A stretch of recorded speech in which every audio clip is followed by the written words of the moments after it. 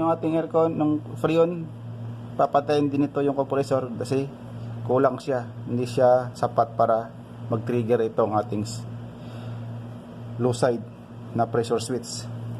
So pag na-detect nito guys ng evaporator na malamig na siya, bibitaw na siya, magdi-disconnect siya. So mag-utos pa rin siya dito, ma-detect ng amplifier na disconnect ito, so magdi-disconnect din siya. Ito, tatanggalin niya yung negative nito. So magdi-disconnect din yung ating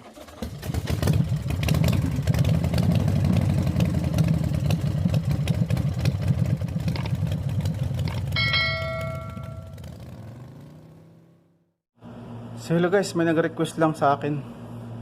Ito yung part 1 ng video ko. Ganito yung wiring diagram. So may nag-request lang sa akin guys na kung pwede gawa ako doon ng merong pressure switch nito. Kasi ito walang pressure switch. So bali mga nakadirect sa lahat. So para madaling maintindihan. So may nag-request lang sa akin na kung pwede gumawa ako ng video nito, tutorial nito na merong kasamang pressure switch. So ngayon guys, gagawa tayo ng gagawa tayo ngayon ng mayroong pressure switch. So shout out muna pala kay JP Rabelo, RG Garcia, Nyonyo Alama, World Challenge Technology. So shout out sa apat, sa inyo boss. So ngayon guys, gagawa tayo. Gagawin ko ito ng tutorial. Yung request nyo. So kailangan natin guys gumawa ng drawing ulit. Gagawa ulit tayo ng panibago. So ito yung condenser natin guys.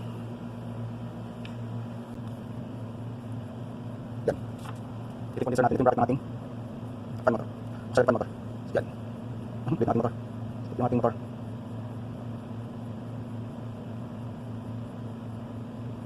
Ito yung fan blade. Yan. Ito yung papalan sa kanya. Ito dadaan yung refrigerant sa mga tubo na ito. Ito dadaan. Ito yung pinakasang-hasang na ito. Ito yung papalan sa kanya. Ito nahangin na ito. Yung manipis na sabi na dahon. Ito yung papalan dito.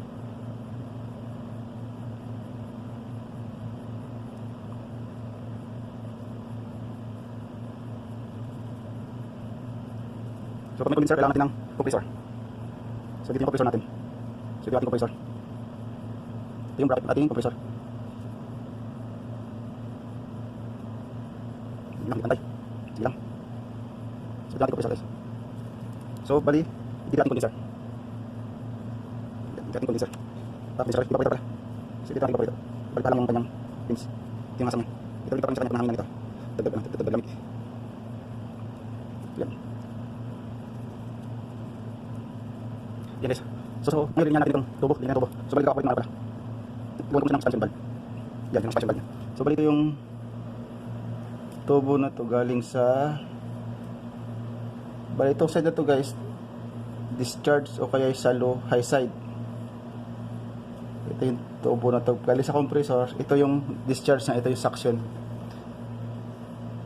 So balik itong kabila. Yan ka. Ito ipapunta sa condenser.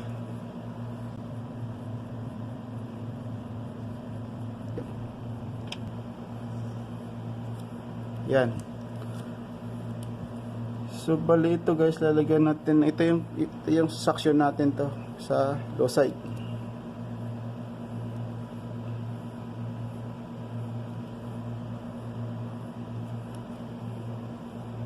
Itong low side dumaan ng filter o kaya reserve dryer. Yan. So, ito yung filter natin. Ito yung accumulator tinatawag or AC dryer, AC filter. So yan guys, ito yung compressor natin, may dalawang wire. Yung kabila automatic naka-body ground, yung kabila ito ipapunan ng relay mamaya. So bali ito yung motor natin. Yung sa auxiliary fan, mayroon din dalawang wire diyan. Yung isa ay sa negative, yung isa ay sa positive. So ito yung malakas ito mataas yung current nito. Pag umandar kasi medyo hindi kakayanin ng ating aircon o kay switch, so gamit tayo ng relay to. Ito ipapunta ng relay din. Yan guys, ito ng relay. So ito, gagawa tayo ng relay. Ito yung relay ng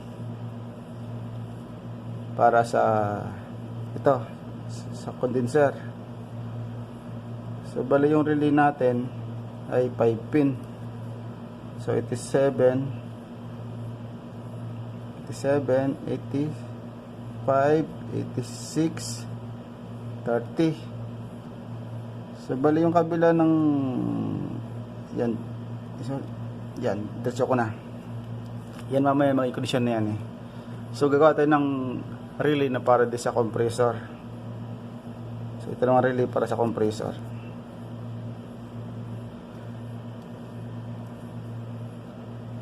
So 87, 30, 86, 85. 7, 87, 85, 86, 30. So yan. So mamaya natin wawiringan guys. So itong evaporator, mangalang ito ng blower. So gawan tayo ng blower motor. So yung kabila ng blower motor ay naka automatic, naka negative or sa body ground.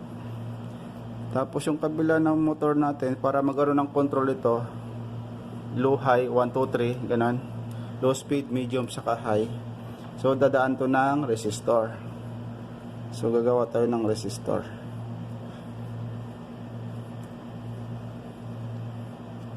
Ito yung resistor na magkocontrol ng speed. So ito na ating resistor.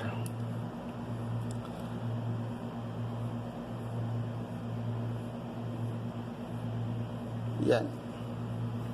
Ito yung motor. So itong resistor guys, kailangan din ng switch. Itong switch ay yung low, medium, high. So yung switch na to, so yung kabila nung dulo nung resistor sa low para bumagal yung ikot. Tapos yung medyo mabilis yung ikot niya, ito na may sa medium pupunta.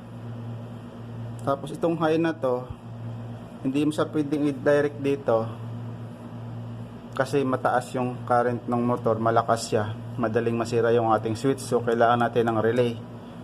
So gagawa tayo ng relay dito para sa kanya. So yan, ito yung relay ng ating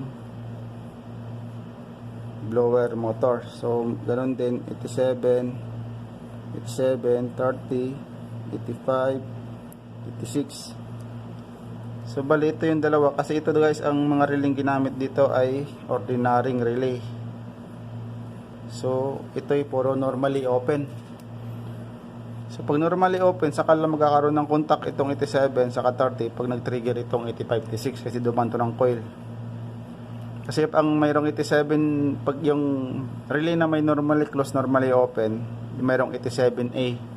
So yung normally closed, normal open na yon. Pag normally closed na tawag, itong 30 sa 87 agad na 87A na may tatak, magkalapat agad yan pag naka-standby yung relay. Saka lang bibitaw yan pag nag-trigger itong dalawa. Pag mayroong 87A itong gitna, wag nang isama. Balito lang yung taas, ang isa ang ilagay nyo sa load. Kuha. So mangyari ganito guys. So ito muna ang ating wawiringan. Yung ating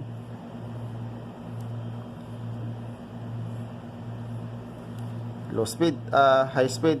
So ang ating high speed dito sa yan. Dito yun sa relay pupunta. So para magkaroon ito ng power lahat, so kailangan natin ng battery. So battery ito. Battery may dalawang poste. Ito negative, ito positive.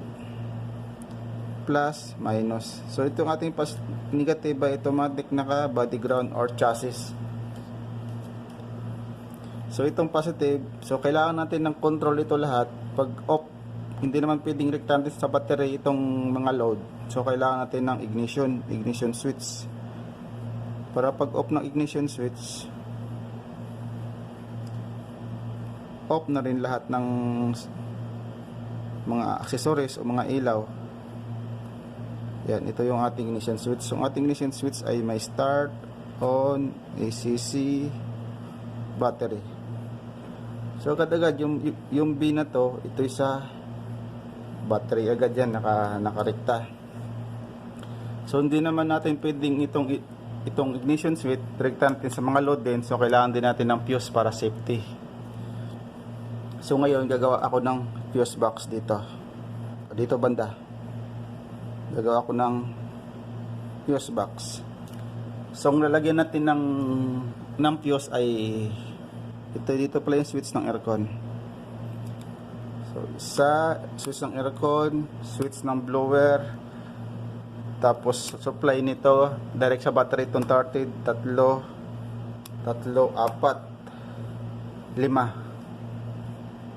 Gagawa tayo ng 5 fuse.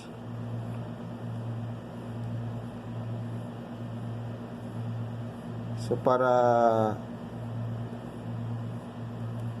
for safety ito guys. Para pag may problema yung linya, fuse ang bibigay. So itong 30 ng condenser, ating direct fuse na yan. So bali ito yung magiging fuse nya. Yan. Saka ganun din ito guys, yung 30 ng blower. So fuse din natin. Yan. Fuse natin. So para magkaroon ito ng supply for safety, so itong dalawang fuse pagsamahin natin, ilagay sa battery. So may nakaabang na siyang may nakaabang na siyang supply. So kailangan lang ito mag-trigger itong dalawang ito, yung coil, para lumipat yung magkaroon ng supply itong 87. So ang mangyayari guys, ganito. So yung 86 na to, automatic body ground, negative. So ganun din tong negative din to. Itong sa condenser.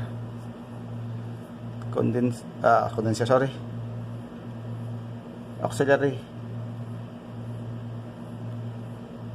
fan motor. Ito sa compressor. So kailangan ito kasi guys, sasabay ito sa ikot ng compressor. Pag ikot ng compressor, aandar siya. Pag ikot nito, aandar siya. Pag patay nito, patay din siya, automatic off din siya. So kukuha tayo dito yung 85 na to, kasi naka-body ground yung 86. Yung 85 kailangan ng power supply. So kukuha tayo ng supply dito sa yan, sa 87 nito. Mamaya papaliwanag ko kung bakit dito ako kumuha. So yan, diyan tayo kukuha diyan ting kabit yung 85 ng condenser, auxiliary. So bali itong sa compressor na relay, so direct natin dito, automatic yan, dito sa relay pupunta. So yan, so automatic relay siya pupunta. So bali ito, para magkaroon ng supply ito, so hindi naman sa ganong kalakihan yung load na to. So itong 30 saka yung 85, so pagsamahin natin, ito ipupunta sa fuse. Sa fuse to guys pupunta. Yan, sa fuse. Hindi naman sa ganong kalakihan yung yung current na ito, mababa lang ito, kaya okay lang kahit pagsamahin natin sa itong dalawa. So balik kasi ito, negative trigger, mamaya kukuha tayo sa amplifier, sa AC amplifier. Tapos itong switch ng ito, meron na tayo dito. Mamaya kukuha tayo dito mayroon lang yung ito, kulang pa ng isa, yung negative. So mamaya guys, magkakaroon ng negative. So dito muna tayo sa blower.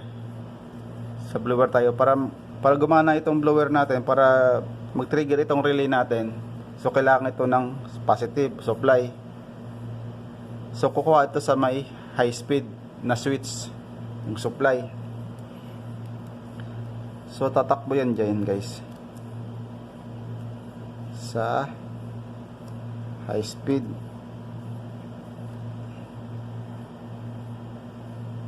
Yan. So pag on nito, tatakbo yung power dito, magti-trigger kasi naka-ground yung kabila. So mag-energize yung relay. So lilipat itong 30. Pag lumapat itong contact sa loob, lilipat itong 30, magkakaroon ng contact itong 87. So under yung ating mag-high speed siya kasi wala siyang control. So kailangan magkaroon to ng supply. Kukuha tayo sa ignition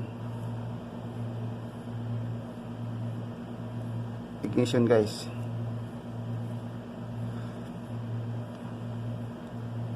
Ignition switch sa on. Ito mamaya sa on natin sama. Tapos itong switch ng aircon, ganoon din.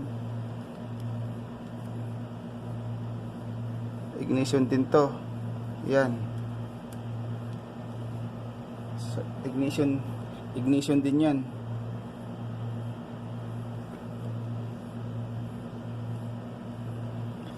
So mangyayari ngayon guys, so may mga ignition na. So para magkaroon ng supply ito, lagay natin sa on position ng susi. Yan. So paano gagana itong relay? So tapos tayo rito. So pag lagay na supply sa low side, under itong motor mabagal. Tapos pag pumunta sa medium, lipat ng switch sa medium, so medyo bibis ng kaunti. So paglipat ng high ng switch, so ang para maprotektahan yung switch natin para hindi agad masira, dumaan siya ng relay. Ito mag-uutos sa relay na buhayin siya, na paandarin ito. So kakalabitin niya itong relay, yung trigger. So ang magbibigay ng load itong 30 sa 87. So bali nakapagpahinga na siya, kumbaga taga-autos lang siya. Ito kasi ng ating relay, pinaka-switch nito. Pinaka-switch din siya. So tapos tayo rito. So ngayon guys, sa 86 kailangan ito negative trigger. So ito ay kailangan ng amplifier, AC amplifier or module. Gagawa tayo ng module. Yan, ito yung ating AC amplifier. So itong AC amplifier, para gumana, para mag-function siya, kailangan niya ng mga command galing sa sensor. Kailangan ito ng mga accessories na para gumana siya. So bali itong evaporator natin, para mag-automat itong compressor, kailangan ito may sensor din sa evaporator. So ito yung evaporator sensor natin, AC evaporator or refrigerant sensor niya. Ito may dalawang wire. So pupunta yung dalawang wire dito sa amplifier, AC amplifier.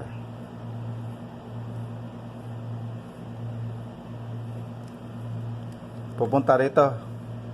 So yung ating low side, kasi hindi naman siya under pag wala sa madetect na freon o na pressure. So ito yung ating low side switch. Yung ating low side ay may dalawang wire. So yung ibang sasakyan kasi, ibang modelo, automatic naka-body ground na siya. Yung kabila. Pero pumunta pa rin yan sa AC amplifier lahat. Yung wire na yan. Pero naka-negative yan, yung kabilang wire. Kasi ito yung ating AC low pressure switch. Pag mababa yung freon, pag wala na siyang freon, yung refrigerant, itong aircon natin, hindi siya mag-activate. So ito yung pinaka-switch para hindi masira yung ating compressor, yung panay ang ikot. Pag walang switch, sa tulad ng isang ginawa kong unang video, walang switch yun. So kahit walang freon yun, ikot ng ikot yung compressor. So pero walang lamig kasi tuloy ang bomba niya, tuloy ang ikot niya, hindi siya nag-automatic. So may tendency masira agad yung ating compressor. Bali ito protection nito para hindi agad masira yung ating AC compressor. Tapos kailangan din natin ng high pressure. Ito yung high pressure natin, may tatlong wire.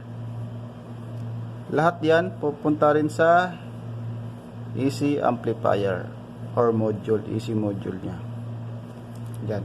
Kasi itong wire, itong tatlo, ano to positive 5 volts, tapos signal, tapos ground. Bali sa tatlong ito, basta yun ang function ng high pressure na yan. So ito namang high pressure natin, ito yung pag-over din ng pressure ng aircon, ng freon.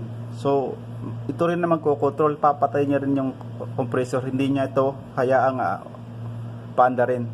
Tulad ng unang ginawa ko, wala siyang, di ba, walang pressure yon, wala siyang pressure switch. Kaya ko minsan nasasabugan ng hose kasi nga kahit over na siya, tuloy pa rin yung bomba niya. So ito yung purpose ng high pressure switch. Ikakatop niya pag sobra yung freon. Ito naman, pag kulang ang freon, kakatop niya ang compressor. Ito naman, pag sobrang freon, kakatop niya ang compressor. So, yun ang purpose na guys. So, para gumana, kailangan natin ng ignition. Yung ignition ng AC relay, saka yung switch ng relay, magkakasama. Magkakasama yan. Pero itong switch natin, para gumana ito, kailangan din ng switch ng sa compressor switch. Kailangan siya ng compressor switch na pasobra tayo. So dalampas ko lang. So ito yung ating compressor switch. Ito, pag on mo nito, magkakaroon to ng supply. So ito yung 86 natin. Ito yung ground trigger. Ito ay pupunta rin sa AC amplifier guys. Yan. Hindi kasi ito gagana, hindi ito magti-trigger yung ating relay pag may mga problema ito, linya o sensor. Kasi ito yung mga sensor na magkukuman dito kung okay sa lahat. So utusan niya to. Ito ang magbibigay ng, ito magkukuman sa lahat. Kuha niya. So bali mayroon pa tong SAM or ECU. Nakakunik pa to sa module ng makina ECU or SAM, Engine Control Unit or Engine Control Module. Meron pa yung connection dyan. So ito naman magkocontrol dito, para dito kasi ECT, Engine Coolant Temperature. Ito yung sensor natin. Engine coolant temperature. Minsan kasi pag nag-overheat yung ating makina, ito rin kasi magko-control para hindi yan paganahin tong aircon. Kasi pag nag-overheat yung makina tapos pinagana niya yung aircon, siyempre lalong mahirapan yung makina, lalo siyang masisira. So, kukontrolin din niya yung aircon. Ito. So, kailangan nito ng ignition nito. Pagsasamahin din natin yung ignition, kailangan to ng ignition din So, ignition ng aircon. Ito yung ignition ng aircon. Yan. So, kulang pa pala tayo ng isang fuse para sa ating SAM or ECU. So, ito yung magiging fuse natin. Isa. So, pagsamahin din natin sa on ignition. So, ito yung fuse ng ECU. Yan. Engine Control Unit, Engine Control Module, SAM. So pag on mo ng switch ng aircon, pag on switch ng aircon guys, so pag tama yung pressure ng low side, so utusan nito under yung ating compressor. Under yung ating compressor. Pag under ating compressor, magti-trigger itong relay kasi yung kabilang 30 saka 86, 85 na sa fuse, so may supply siya. So magti-trigger itong relay, so under siya. So pag under, kasi bibigay ito lang ng itong amplifier, magbibigay ng negative trigger dito. So under yung compressor natin. So pag under ng compressor, so under din tong auxiliary. Kasi nakakuha siya ng trigger sa 87 ng compressor. Kasi yung kabila naka-ground. So under din yung ating auxiliary, magbibigay din ng supply kasi naka-fuse din yung naka-standby na yung 30 ng supply ng 30. So magkakaroon ng contact itong 30 sa 87. So pa-under na itong ating condenser. So papalamigin nyo yung liquid dito. So pag umandar, so ang suction natin, ang discharge, lalabas yung freon dito. Ito takbo na freon. Ito ay mainit guys, liquid. Liquid siya kasi yung ating refrigerator may dalawang klase, isang gas saka isang liquid. So bali ito liquid, mainit. Yan. Pag bumba nito, mainit. So ilalabas niya rito. Pagdating sa condenser, papalamigin niya. So pag bumaba yung init, so dito yun dito, diretso yan. Pupunta sa ating evaporator. So pagdating dito sa expansion valve, hindi mo na siya papasukin ng ating expansion valve, yung liquid, kasi kailangan gas ang papasok dito para lumamig agad. Kasi yung liquid, pag liquid na mainit, hindi agad siya mapapalamig. So ang gagawin ko, controlin ngayon ng expansion valve, yung freon, yung refrigerant. Yung refrigerant na liquid, pipigilan niya, tapos kukontrolin niya para gas ang papasok. Papasokin niya yung gas. Pipigilan niya yung liquid, yung gas ang papasokin niya. So magbubukas ngayon, mayroong rod sa loob yan eh. Magbubukas siya ngayon. Pagbukas ngayon, siyempre gas na to, vapor na to, papasok dito. So ibubuga naman ito nung blower. So pag naka-switch itong for example, naka-low yung ating AC blower. So medyo maganda yung lamig kasi konti lang, hindi niya agad mapapaalis yung hangin baga, yung lamig dito hindi kayo madadala ng hangin kasi mabagal lang siya, kaya mararamdaman nyo sa ducting yung malamig. So pagbuga, so iikot pa rin siya guys, iikot dito yung refrigerant, ikot yung refrigerant, kaso gas siya. Paglabas dito, gas yan hanggang dito, malamig. Kung minsan makita nyo, nagpapawis yung tubo na to dito, malamig yan eh. Pagdating naman dito, pag pump nito, pag suction, ito yung discharge or high side, ito yung suction or low side, itong side na to. So pag pump nito, pag higop nito, paglampas ng compressor, mainit ulit siya. So ganun lang ang trabaho guys, paikot-ikot lang. So kukontrolin siya pag na-over yung ating freon. So kukontrolin nito yung ng amplifier, ng high pressure switch. Pag nagkulang yung ating aircon ng freon, papatayin din ito yung compressor kasi kulang siya, hindi siya sapat para mag-trigger itong ating low side na pressure switch. So pag na-detect nito guys ng evaporator na malamig na siya, bibitaw na siya, magdi-disconnect siya. So mag-utos pa rin siya dito, madidetect ng amplifier na disconnect ito, so magdi-disconnect din siya. Ito, tatanggalin niya yung negative nito. So magdi-disconnect din yung ating compressor. So ito rin ganun din, magdi-disconnect din. So nakuha niyo ba guys? So bali ito yung ating SIM na sabi ko kanina, ito magko-control kasi may connection sa makina. Hindi niya hayaan na under yung compressor, under yung aircon na may problema yung makina. So kailangan i-cut off din itong amplifier. So mayroong connection din yan.